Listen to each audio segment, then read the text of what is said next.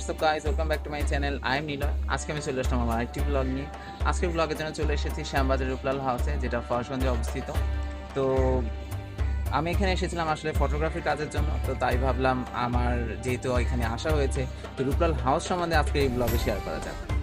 Ruplal house বাংলাদেশের ঢাকা শহরের পুরান ঢাকার শ্যামবাজার এলাকায় ঊনবিংশ শতকে নির্মিত একটি ভবন। এই ভবনটির চারপাশে বিভিন্ন ধরনের মশলার বাজার রয়েছে। এর পেছন ভাগে রয়েছে বুড়িগঙ্গা নদী। এই জায়গার এখনকার দৃশ্য অতটা সুন্দর না হলেও আগের দিনের কথা যদি আমরা চিন্তা করি বা যদি ভাবি, তাহলেই বুঝতে পারবো আগের সৌন্দর্য ছিল অন্যরকম। এই ভবনের বাইরের পুরনো কারুকাজগুলো যথেষ্ট সুন্দর। পুরনো হয়ে যাওয়া সত্ত্বেও কারুকাজগুলো ভালোই দৃশ্যমান। একবার ভাবুন 200 বছর আগে এই ভবনের লোকটা কেমন ছিল। হ্যাঁ, এই ভবনটি 200 বছর পুরানো। এত সুন্দর ভবনটির স্মৃতির সাক্ষী হয়ে এখনও দাঁড়িয়ে আছে। পুরান ঢাকার পুরানো ঐতিহ্যের মধ্যে এটি একটি। এই ভবনটি দেখে আমরা আগের দিনের মানুষের আভিজাত্যের কথা মনে করতে পারি। ভবনটিতে যদিও এর উত্তরাধিকারীরা কেউই থাকেন না, তাই পুরোটাই সরকারের তত্ত্বাবধানে রয়েছে। কিন্তু এই রূপলাল হাউস মশলা ও সবজি ব্যবসায়ীদের দখলে চলে গিয়েছিল, কিন্তু সরকার এটিকে অবৈধ দখলমুক্ত করে পুরাতত্ত্ব বিভাগের তত্ত্বাবধানে রেখেছেন। এই ভবনে প্রবেশের সময় আপনারা দেখতে পাবেন পুরানো দিনের ভবনের কারুকাজ। মনে হচ্ছে যেন পুরানো দিনে ফিরে যাচ্ছি। এই ভবনটি সেনাবাহিনী কর্তৃক সংরক্ষিত হওয়ায় জনসাধারণের জন্য উন্মুক্ত নয়, তাই আমি কয়েকজনের কাছে পারমিশন নিয়ে এখানে প্রবেশ করছি। ভিতরে প্রবেশের সাথে সাথে দ্বিতল ভবনটি ভালোভাবে দেখা যাচ্ছে। এই ভবনের স্থাপত্য শৈলী সত্যি অভিনব। এই ভবনের নকশা তৈরি করেছিলেন মার্টিন অ্যান্ড কোং কোম্পানির একজন স্থপতি। ভবনটি 91.44 মিটার দীর্ঘ। ভবনটি নির্মাণ করেছিলেন দুই ভাই রূপলাল দাস এবং রঘুনাথ দাস। কালের বিবর্তনে তাদের উত্তরসূরি কেউই এখানে থাকেন না। রূপলাল ঢাকার বিখ্যাত আর্মেনীয় জমিদার আরাতনের কাছ থেকে বাড়িটি কিনে পুনর্নির্মাণ করেছিলেন। এতটা পুরানো হয়ে যাওয়া সত্ত্বেও এই ভবনের নকশাগুলো দেখতে অনেক ভালো লাগছে, আর ভবনটি নতুন থাকা অবস্থায় হয়তো আরও কয়েক গুণ বেশি ভালো লাগতো। ভবনটিতে সাধারণ মানুষ ভাড়া থাকে, তাই কক্ষগুলোর ভিতরে যাওয়াটা সম্ভব হচ্ছে না আমার জন্য। তার জন্য আমি দুঃখিত। আমার কাছে এই ধরনের পুরানো ঐতিহ্য এক্সপ্লোর করতে অনেক ভালো লাগে। আসলে পুরানো দিনের মানুষের আভিজাত্য সম্পর্কে জানা যায় এর মাধ্যমে। আচ্ছা, আপনারা স্তম্ভের দিকে একটু লক্ষ্য করুন। স্তম্ভগুলো কিন্তু ইট দিয়ে তৈরি করা হয়েছে, যেটা এখনকার সময় এইভাবে তৈরি হয় না।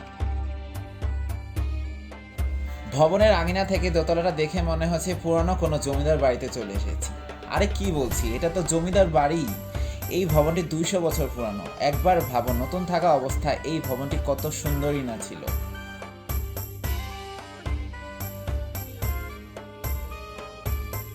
এই স্তম্ভের উপরের দিকটা দেখুন, নকশাগুলো অন্য ধরনের। এখনকার মডার্ন সময়ে এগুলো আর দেখা যায় না। অনেকে বলবেন এখনকার কনস্ট্রাকশন বেস্ট। হ্যাঁ, আমিও বলবো এখনকার কনস্ট্রাকশন অনেক আপডেট হয়েছে, কিন্তু আগের মতো নিখুঁত কারুকাজগুলো এখন আর কোথাও পাওয়া যায় না। এই যে বারান্দার স্তম্ভগুলো সেমি করিন্থীয় স্তম্ভ বা সমায়িক ইটের স্তম্ভের উপর সংস্থাপিত।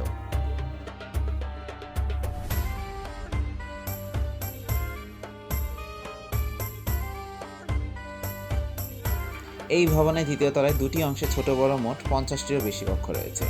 রূপলাল হাউস ঢাকার মধ্যে সবচেয়ে সুন্দর ভবন ছিল 200 বছর আগে, কিন্তু এখন রূপলাল হাউসের রূপ ধীরে ধীরে চলে যাচ্ছে। আমি শুনেছিলাম আহসান মঞ্জিলের সাথে পাল্লা দিতে পারত এই রূপলাল হাউস। রূপলাল হাউসের নির্মাণ শৈলী দেখে যে কেউ অবাক হবে। রূপলাল দাস যে বিলাসী ছিলেন, সেটা এই ভবনের পুনর্নির্মাণের বিলাসিতার ছাপ দেখেই বোঝা যায়। এই ভবনের চারপাশটা এখান থেকে দেখতে ভালোই লাগছে। মনে হচ্ছে হয়তো রূপলাল দাসের পরিবারের সকলে এই বারান্দা ব্যবহার করত এক কক্ষ থেকে অন্য কক্ষে যেতে। আসলে হয়তো কেন, আসলেই তো ব্যবহার করত। যতই এই ভবনটি দেখছি ততই মুগ্ধ হচ্ছি। বুড়িগঙ্গার পাশে রূপলাল হাউসটি হয় আগের দিনে এর সৌন্দর্য ছিল আরও দারুণ, কিন্তু এখন চারপাশের অপরিকল্পিত স্থাপনা থাকায় রূপলাল হাউসের সৌন্দর্য অতটা বোঝা যায় না। আমার খুব ইচ্ছা ছিল এই ভবনের ছাদটা দেখাবো আপনাদেরকে, কিন্তু ছাদে যাওয়ার পারমিশন না পাওয়ায় দেখাতে পারছি না। উপর থেকে এই ভবনের আঙিনাটা দেখুন, কি সুন্দর লাগছে তাই না? চারপাশে কাঠের কারুকাজগুলো নজরে আসবেই। আগে হয়তো এই কারুকাজগুলো আরও সুন্দর ছিল, কিন্তু দিন যাচ্ছে আর কারুকাজগুলো নষ্ট হতে শুরু করেছে। যাই হোক, যেটুকু আছে সেটুকু আপনাদের নজর কাটবেই। এটি হলো ছাদে যাওয়ার সিঁড়ি। এই সিঁড়ি সম্পূর্ণ কাঠের তৈরি। ছাদে যাওয়ার জন্য এই সিঁড়ি ব্যবহার করা হয়। এই ভবনের ছাদ নির্মাণ করা হয়েছিল করিন্থীয় রীতিতে। এর উপরে রয়েছে রেনেসাঁ যুগের কায়দায় নির্মিত পেটিমেন্ট। এই ভবনের পেছনের ভাগে রয়েছে গাছপালা, আর পেছনের ভাগ থেকে বুড়িগঙ্গা নদী স্পষ্ট দেখা যায়। মানে প্রকৃতির আরেক সৌন্দর্য উপলব্ধি করা যায় এই ভবনের পেছনের ভাগ থেকে। এছাড়াও এই ভবনে রয়েছে কয়েকটি প্রশস্ত দরবার কক্ষ। ভবনের পশ্চিম অংশের দোতলায় অবস্থিত একটি আকর্ষণীয় নাচঘর। এই নাচঘরের মেঝেটা পুরোটাই কাঠের তৈরি, আর সিলিংয়ে আছে কাঠের নিখুঁত কারুকাজ। 1888 সালে ভারতের ভাইসরয় লর্ড ডফরিন ঢাকা সফরে আসেন। তখন তার জন্য এখানে একটি বল নাচের আসরের আয়োজন করা হয়। লর্ড ডফরিন সেই আয়োজন দেখে মুগ্ধ হয়ে যান। রূপলাল দাস এই রকম অঢেল টাকা পয়সা খরচ করে জলসার আয়োজন করতেন এই কক্ষে।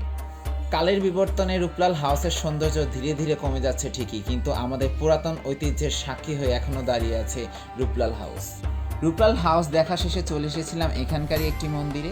এই মন্দিরের নির্মাণ শৈলী দেখেও আমার মনে হয়েছে এটি অনেক পুরনো। রূপলাল হাউসের কারুকাজের সাথে এই মন্দিরের কারুকাজগুলোতে অনেক মিল রয়েছে।